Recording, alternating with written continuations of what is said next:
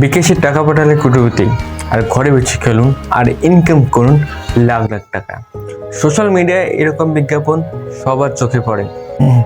একটা button click করতে আপনি তাদের ফাঁদে পড়ে যাবেন, তা বোঝার আগে আপনি নিজের সবটুকু হারিয়ে ফেলবেন। বড় বড় কোম্পানি ও তারকাদের বিজ্ঞাপনের আড়ালে বাংলাদেশের ইতিহাসে আন্ডারগ্রাউন্ড ক্যাসিনো। আসসালামু আলাইকুম। 2024 সালের সরকারি হিসাব বলছে বাংলাদেশে 50 লাখেরও বেশি মানুষ সেই অনলাইন জুয়া আসক্ত।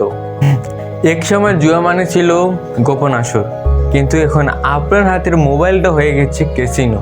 শুধু শহরের শিক্ষিত তরুণরা নয়, বরং এর ফাঁদে পা দিচ্ছে দিনমজুরি, রিক্সা চালক, এমনকি সকল পেশার নাগরিকরা।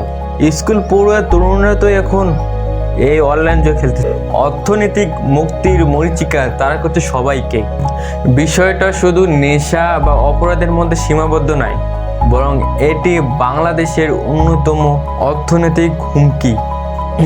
বাংলাদেশের অন্যতম সংবাদ মাধ্যম দ্য বিজনেস স্ট্যান্ডার্ড বলেছে যে সরকারি কিছু ওয়েবসাইটরাও এই ক্যাসিনোকে প্রমোট করতেছে। কিন্তু প্রশ্ন একটাই, এই ফাঁদ এত সহজে কাজ করে কেন জানেন? কারণ আপনার বিশেষকে তারা ব্যবহার করতেছে। যখন কোনো ফেমাস ব্যক্তি বা যখন কোনো তারকা আপনাকে বলে যে আমি খেলে জিতেছি, আপনিও পারবেন, তখন আপনি বিশ্বাস করে নেন এবং আপনি নিজের সবটুকুনি সেখানে দিয়ে দেন। তারপর আপনার সবটুকু হারিয়ে যায় এবং সাধারণ লোকেরা তাই বিশ্বাস করে এবং খেলে।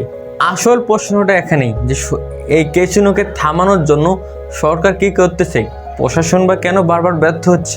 দ্য হাইকোর্টে অনলাইন জুয়া থামানোর জন্য 7 মেম্বার্স কমিটি গঠন করেছে।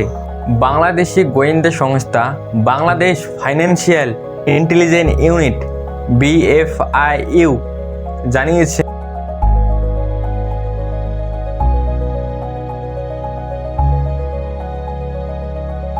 প্রতিদিন 3 থেকে 5 কোটি টাকা ঢুকছে এই জুয়ার বাজারে। বাংলাদেশ বিশেষজ্ঞরা বলছে যে এই টাকা দেশের বাইরে পাচার হচ্ছে। অনেকে এই ক্যাসিনো খেলে তার সবটুকু হারিয়ে ফেলে।